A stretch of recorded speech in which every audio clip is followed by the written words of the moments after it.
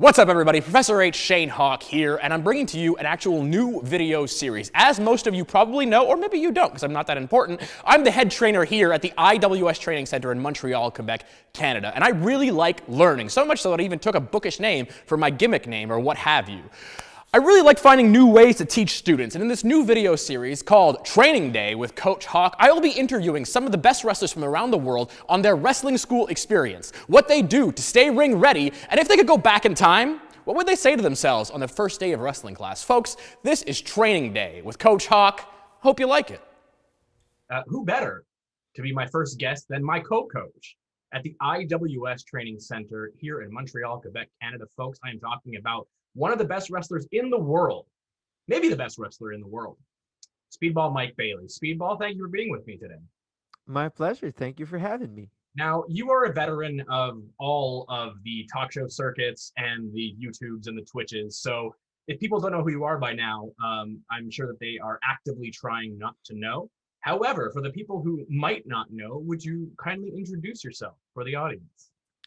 I feel like pro wrestling is a very small world. So I assume that a lot of people don't know me, like even within pro wrestling, but still. My name is Speedball Mike Bailey.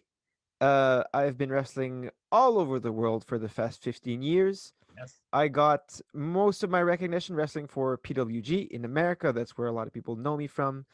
And then once I couldn't wrestle in America anymore, which was just about 5 years ago, I started wrestling mostly in Europe, Canada, and in Japan, where I've been with DDT for just over 4 years now, or was until the pandemic happened.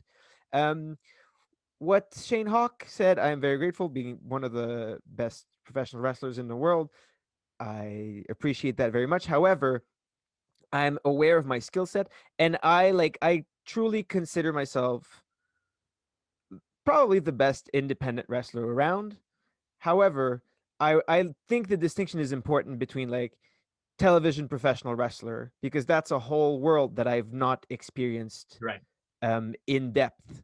So like as far as my teaching skill set, I do think that I am the best person to teach you how to be a good independent wrestler and have success that way.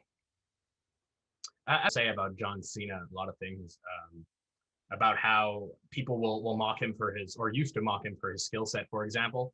And then other people would say, but he's the best professional wrestler in the world by that definition.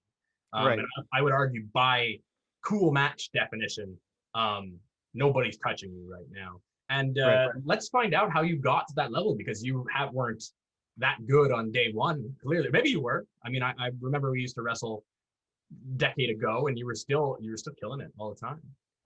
But let's go into your origin story a little bit here. So my first question I have for you is, when and where did you go to pro wrestling school, and what was your experience like? So the funny thing is, I didn't really go to professional wrestling school per se. Like, I don't credit any like one particular school as taking care of my pro wrestling training in that way. If there's people that I would like say they're most directly responsible for my success in pro wrestling, that would be my older brother, who used to wrestle as Lex Lerman, Yes. and my taekwondo coach. My brother and I started doing wrestling. I don't want to say wrestling because there's a difference, but it's more like playing wrestling when we were very young. Sure. And then eventually when he was 16, he started attending classes with yourself, I believe. Yep. We were in And the same class. I was 14, so too young to attend the classes. So what he would learn at the pro wrestling school, he would then just teach me at our taekwondo school. And then I trained with a bunch of people that helped me a lot. Like, I was officially the first wrestling training in a ring that I got was with IWS alumni Wonder Fred, IWS legend, dare I say. Quebec wrestling legend in general. Quebec wrestling, absolutely. Needs more flowers. Needs more flowers this way. And then I trained with Mark the Grizzly for a while. And then I trained extensively in Mexico and did a lot of training in Japan as well. But really my brother, who taught me like the basics of wrestling more Right. than anyone else, and my taekwondo coach, who taught me how to move and how to fight, and basically he taught me how to learn, which is probably the most important thing. And then of course showing up early before shows and trying to get as much information out of my opponents and just people that were there and asking for advice and getting them to help me with stuff is really what how I learned the most. Hands-on training more than theoretical training, so to speak. Correct. Right. I'm a big fan of that as well. I think a lot of people, we all learn in different ways, but I have noticed as a wrestling teacher and coach for the last 5 or 6 years now that there are people who are tactile learners who might not get something until they do it properly, right? And you can explain to them 100 million times how to do it, but until they've physically done it, they don't actually get it. So we see That's true. a bit about that.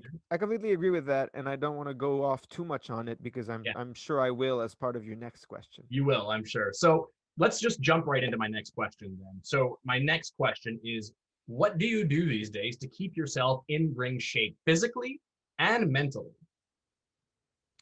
Well, right now, because of everything that's going on, resources are limited. There Yeah. are no gyms. Whenever is accessible, of course, my main priority is to, like, the best training for everything is to get as close as possible to the actual activity. So, of course, being in a ring and practicing pro wrestling matches is what's going to help you the most in terms of Of course. having good matches. So that's what I like to do the most. I like to practice martial arts whenever that's available. Um, if not, it's whatever I can do myself. I've tried, like, it's not gymnastics. It's not quite, some people would refer to Parkour? it as mm, Parkour? tricking would be more like, if you want to go by style, what I do would be closer to tricking, but just basically gymnastics by myself and just Hardcore parkour. acrobatic hardcore parkour. That's true. I Oh, just put barbed wire on fences and then jump over them. naturally. Um, but no, yeah, just movement training as much as I can by myself, and then little home workouts.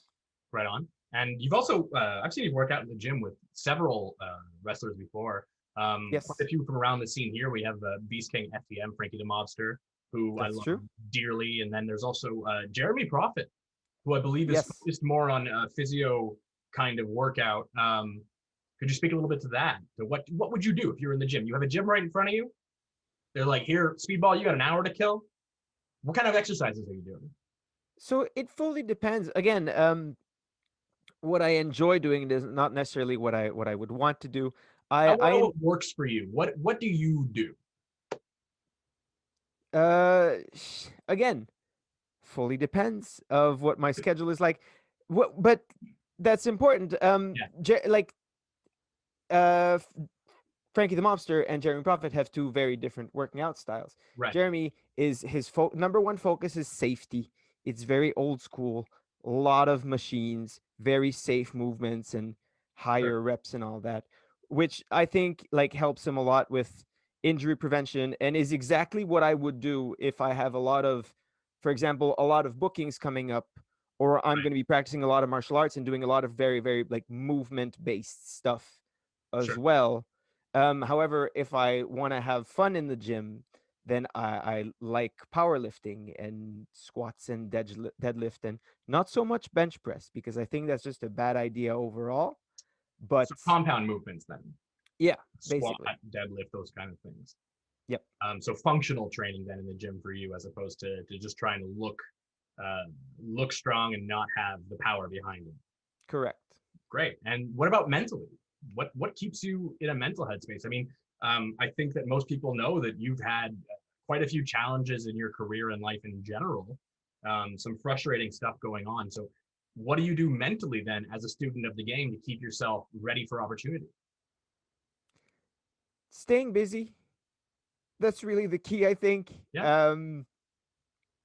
The devil makes works for idle minds. Oh, I believe that okay. makes sense. But the busier I am, the happier I am generally. And I know that if I don't find a project to do or not work out, then that's when things go bad for me. So I just need to stay focused and like mindfulness, I want to say, as an approach, mostly of small tasks.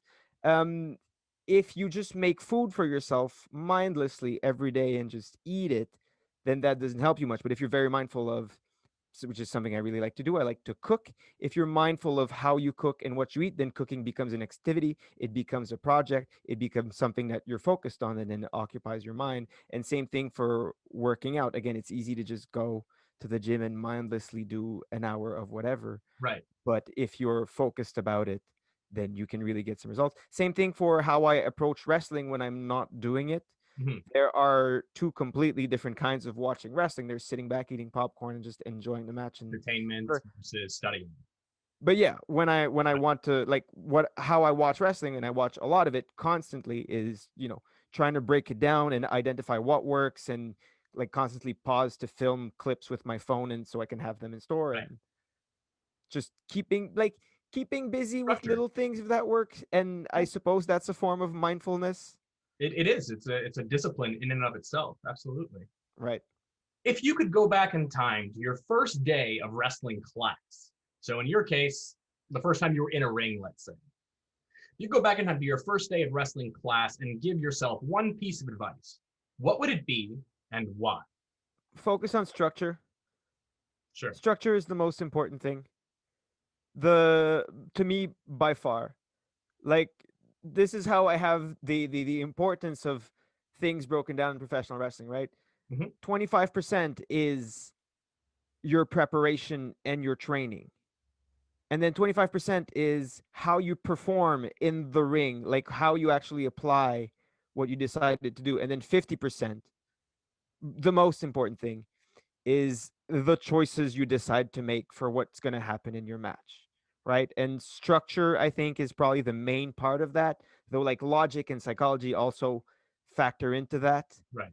But like how you approach the hour or two before your match and what you decide to put in there is the most important. So before anything else, understand that, learn that, master that, instead of just having something that works and ending up on it. Learn and figure out why it works, learn where it fits in the order of things and where you can better place it, and that hour or two before a match is precious and is direct. Like how you handle that is directly proportional to the quality of your match. And so to me, that is the most important part of wrestling, and it needs to be studied and appreciated and understood. I love it. I've seen you do it in action. I've seen the way you, well, I mean, how you coach newer student, but also having wrestled you and having seen you getting your matches together backstage and just how focused you can become. I think that a lot of newer wrestlers could benefit very much from following this advice. And clearly it's working pretty darn well for you. So if I'm a wrestling student, I'm going to be listening because the whole idea of structure and of building blocks before walking before we run, so to speak, and making sure that we have a box to color in and being creative within that box tends to be overlooked because we want to Yes. do cool, flashy things right away when we first start, right?